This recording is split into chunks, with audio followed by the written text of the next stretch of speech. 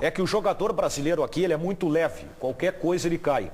Lá na Europa ele não cai, velho. Mas por quê? Ele não tem como cair, porque se ele cair, o torcedor vai pra cima dele. Ele tem trampo direto. Porque ele lá, precisa desenvolver. Porque o árbitro manda seguir o jogo, né? Claro. E lá não é bala de mel na beira do campo e sal grosso na escadaria. Lá tem trabalho profissional. Eu cito um outro exemplo de um jogador que evoluiu muito fisicamente, porque esse jogador esteve aqui na Bandeirantes certa vez no apito final e me chamou a atenção. O Jô é um caso de um jogador que evoluiu muito fisicamente, porque ele era magro, ele era desengonçado no Corinthians, ele ganhou massa muscular. Sim. Tu não gosta de um churrasquinho com sal grosso? No churrasco, não na escadaria. E bala de mel também é muito gostosa, depois do almoço, não na beira do campo. Paulo, espera um pouquinho, tudo bem, legal, até é engraçado isso aí.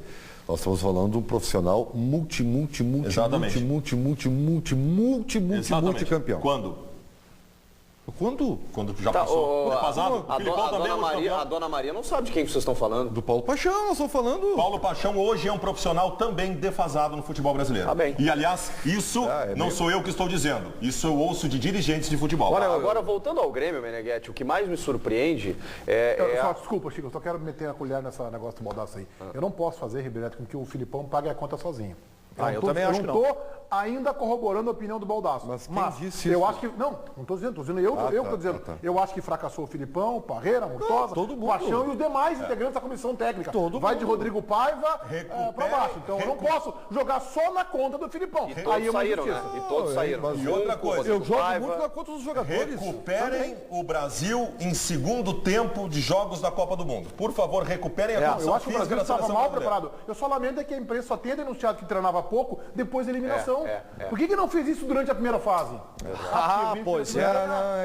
Isso é que eu lamento. Aí depois nada. só fez um treino, só fez 2 treinos, era muita folga. Por que não falaram isso na primeira fase? Vamos lá, Chico, desculpa, vamos lá. Não, só para o Grêmio joga hoje contra o Goiás, o que mais me surpreende, talvez não é nem a escalação do Juliano ou do Simon na lateral esquerda, é a insistência dele com o Alan Ruiz. Talvez tenha visto nos treinos ou queira dar mais uma chance para esse jogador, que quando chegou até nos encheu os olhos. Depois a gente viu que ele tem uma dificuldade de movimentação, ele é um jogador lento, apesar da boa qualidade técnica. E eu vi o Rodriguinho, pelo menos, terminar melhor essa primeira fase, essa primeira parte antes da Copa. Mas o que tu tá colocando é o seguinte, pelo menos eu penso dessa forma, aí é treinador, tá? Porque o Alan Ruiz é um jogador que tem uma qualidade técnica que a gente, reconhece. Jogador muito habilidoso. Cabe ao treinador saber explorar as características desse jogador e o colocar no time para que justamente essa qualidade faça a diferença. Mas também não dá para fazer um time jogar em função do Alan Ruiz por conta dessa qualidade dele. Não é isso que eu estou dizendo, Baldasso. É a questão seguinte, ele é um jogador lento, por vezes ele não se compromete, mas o treinador tem que buscar com que a qualidade deles prevaleça e supere justamente esse problema, encaixando o jogador da melhor forma no time. Ele vai jogar aberto pela direita, o Dudu pela esquerda. Eu acho que está certo. O Juliano centralizado e o Barcos à frente. E ainda tem o Luan, né? Não, o Dudu não joga. O Dudu reserva. Alan Ruiz, Juliano e Luan. É isso aí. Isso, Luan com o Barcos à frente. E quando o Fernandinho voltar, provavelmente saia o Alan Ruiz. Bom. Pois é. Que é um jogador que ainda não tem condições no bid. Que é um jogador, com todo respeito, assim, que ainda não mostrou absolutamente nada. O Alan Ruiz. Mas aí é que tá. É por isso que eu contesto um pouco o que o Daniel está dizendo. O Alan Ruiz, ele sim, tem muita qualidade técnica. Tem, isso é fato. Mas essa falta de movimentação dele, talvez seja, Daniel, suficiente para a gente pensar o seguinte: não tem lugar para ele no time. Não, pode ser comportamento também. Daqui a pouco não tem lugar para ele. Aliás, no futebol atual, de jogador... Nesse momento, é um escoco de azul, preto e branco, né? Nesse momento, nós somos obrigados a acreditar ao técnico, a escolha, e ver no que ela vai dar. E foi uma escolha. Neste momento, o técnico tinha, Meneghetti, Alan Ruiz ou Dudu. E escolheu o Alan Ruiz. E o próprio Rodriguinho, que eu citei aqui, que terminou bem a primeira parte. Eu acho que o Rodriguinho, a lembrança fica importante. Também. Ele terminou bem. Ele terminou bem. Entre o Grêmio afundando, ele estava bem. Mas é que o Rodriguinho joga na do Juliano, né? Tu vê o que significa tu contratar 2 bons reforços, né? O que o Grêmio qualificou, o banco de reservas, é um negócio incrível, né? Não, o Grêmio, quando o Fernandinho jogar, o Grêmio vai ter no banco de reservas o Alan Ruiz, o Maxi Rodrigues, que parece que está treinando bem, e o Dudu. Esses 3 jogadores serão... O Fernandinho é para quando, hein? Pro final de semana já? No final da semana, o Grêmio espera colocá-lo no bid, mas ainda está fazendo uma preparação física, ele voltou da Arábia, né? Eu vi o dele na Rádio Bandeirantes dizendo que ele vai demorar um pouquinho mais, né? Não, na verdade o Grêmio já quer colocá-lo na próxima rodada, sem ser do final de semana, na outra. Provavelmente no banco. Esse é outro ponto. ponto. Curitiba, isso. Esse é outro ponto que o futebol tem que mudar, tá? É uma questão burocrática, né? A questão do Fernandinho. Sim. Mas acho que também é física. Física também. Mas eu digo o seguinte, se ele tem a condição de jogo, ele entra e joga um tempo, por exemplo, ou o primeiro ou o segundo. Está esbarrando hoje a questão burocrática. Hoje ele não está no bid, tá? A CBF tem que buscar um mecanismo de viabilizar o mais rápido possível. Termina uma Copa do Mundo, um clube faz o investimento, contrata um jogador, que é uma forma de tu levar o teu torcedor para o estádio com a expectativa de ver jogar, e aí esbarra na burocracia da CBF. Que eu não sei. A atividade na CBF não pode ficar fechada a manhã inteira, né? Pois é. Começa por aí, não consigo entender isso. Mas para aí. Abre só 1 da tarde, espera aí, tem que abrir de manhã, né? E a praia? A praia tá lá. A praia não vai acabar, não. No final de semana tem a praia para os funcionários da CBF. O Matias Rodrigues e o Paulo Pires informando, acabam de entrar no bid, mas não poderia jogar hoje. Mas no final de semana, sim. Já pode. Porque o Pará é interminável, né? Continua como titular. O Matias Rodrigues hoje, com condição legal, ele é reserva do Pará. Exatamente. Ele é reserva do Pará. As informações que vêm, elas são chocantes, mas elas são verdadeiras. As informações que vêm dos repórteres, o repórter Gonçalo Ciro Lima acompanhou um treino do Grêmio no período de intertemporada, treino de cruzamentos na área, em que o Pará teve um aproveitamento de 80% e o Matias Rodrigues de 20%. Cara, deixa o Parazinho trabalhar, cara. Desacelera. Deixa o Matias Rodrigues trabalhar também, né? O Parazinho Mas está na mão do Matias Rodrigues. O Matias Rodrigues está passando por um processo de adaptação. É um jogador de 28 anos, que a gente não conhecia até então, né? Que jogava no futebol italiano, veio da Sampdoria. Eu quero ver esse jogador, mas a gente não tem convicção se ele vai resolver o problema da lateral direita. Nenhuma convicção. Não temos. Mas o Grêmio fez cabelo novo, né, cara? Deixa ele novo. Gostou do cabelo do Pará? Punk gremista. É que a única convicção que eu tenho é que o Pará não é o lateral direito para resolver os problemas do Grêmio. Perfeito. Essa eu tenho. Mas o Grêmio perdeu, eu acho que é um pouco exagerada essa cobrança ao Pará, tá? Porque o Barcos não fazia gol e a culpa era do Pará. Cara. Então o Grêmio não articulava e a culpa era do Pará. A bola ia para a área, o zagueiro não cortava e a culpa era do Pará. Terminava o jogo e a culpa dele naquele jogo contra o São Lourenço foi um negócio lamentável. Claro que sim. A Arena foi lamentável. Eu acho que a tua ideia sobre as culpas em relação às más atuações do Pará, elas são verdadeiras na ação ofensiva. Sim, defensivamente ele tem contribuição. Ele pessoalmente, tecnicamente, que falha muito. Roberto. O César, neste time eu colocaria o Zé na ala e sacaria o Simon. Tiraria o Alan Ruiz e colocaria o Dudu. Não tem condição Lucas física. Gomes. O Simon de lateral não dará certo porque ele não tem habilidade técnica, só apenas se o Grêmio jogar com 3 zagueiros. O Cauã, a Copa do Mundo foi muito boa, mas já estava com saudades de ver o meu Grêmio jogando. Grêmio 2-0. O Heron Nunes, Simon na lateral esquerda, que invenção. E o Pedro Silva Machado, finalmente futebol de verdade. Chega de showzinho de Copa do Mundo. Mas é o seguinte, do meio para trás o Simon posicionado como lateral esquerdo. Ofensivamente o meia cai para o lado esquerdo. Mas ele pode fazer de terceiro zagueiro, Alan Ruiz fazer o corredor. Vai poder variar. Agora, o Zé Roberto, na sugestão do telespectador, não tem a menor condição. Porque vai exigir muito da condição física dele. Né? A não ser que ele... Mas se o cara precisar de condição física... Aí é o link, meu. E hoje eu não posso errar o telefone. Tá aqui, ó.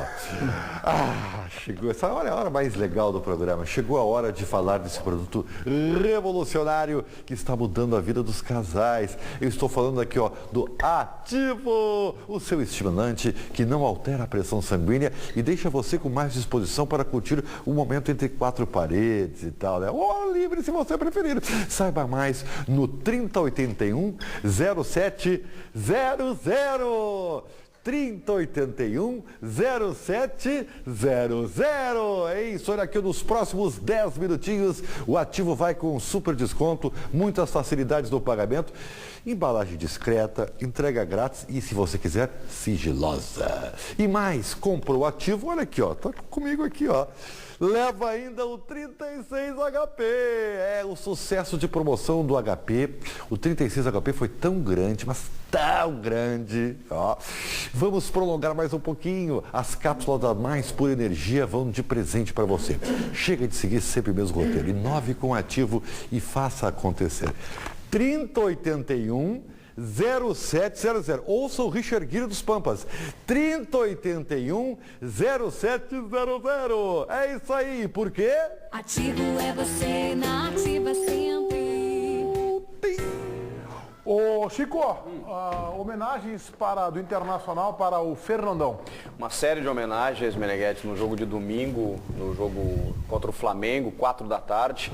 Na verdade, já hoje, amanhã, né, contra o Corinthians, o Internacional não vai utilizar a camisa 9 e também no jogo do Beira-Rio. Os jogadores atuarão com uma abraçadeira preta, né, em luto ao maior ídolo colorado. E depois, o Internacional, a partir de domingo, começa a construção de uma estátua que terá aquela imagem ali, ele levantando a taça do Mundial, ao lado ali no pátio do Beira-Rio, próximo ao centro de eventos, e essa estátua será inaugurada no dia 17 de dezembro, em alusão à data da conquista do Mundial. Então essa estátua não vai ficar em frente ao Beira-Rio, vai ficar entre o Beira-Rio e o Gigantinho. Pelo menos a ideia, pelas informações que a gente colheu, é no pátio, mas ali próximo ao centro de eventos, que é naquele lado mais atrás ali, né? Não é em frente ao Beira-Rio. Eu sei que assim, talvez não seja politicamente correto agora, do momento, porque a homenagem é para o Fernandão e acho que é absolutamente merecida. Mas eu acho que o Inter poderia aproveitar a oportunidade e inaugurar um grande monumento aos grandes ídolos do time. Né? Ou vocês acham que o Falcão, por exemplo, não mereceria uma estátua? Se o Tesourinha não mereceria uma estátua? Mas acho que a homenagem ela foi feita na reinauguração do Beira-Rio, né? O Inter reconheceu os seus ídolos. Morreu o jogador mais importante da história do Internacional. Ele merece uma reverência um pouco maior do que para os outros jogadores. Mas eu não sei se ele é o maior jogador da história. Não, ele é o maior jogador da história. Aí a gente vai entrar numa outra discussão. Porque a gente não pode tirar disso aí, o fato que o Baldassi está dando, que morreu. O Zorinha também já morreu, mas o Zorinha morreu de entendeu? Lá, mesmo lugar, 60 anos atrás, com 50, 40, não sei. Mas é que foi uma tragédia, claro, foi impactante. Eu vou fazer uma figura, tá?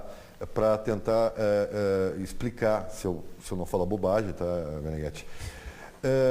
Todo mundo gosta dos Beatles, tá? Por que vocês acham que o John Lennon hoje ele é considerado o grande guru dos Beatles, o cara que é o mais talentoso, o mais genial? Foi só porque ele morreu assassinado.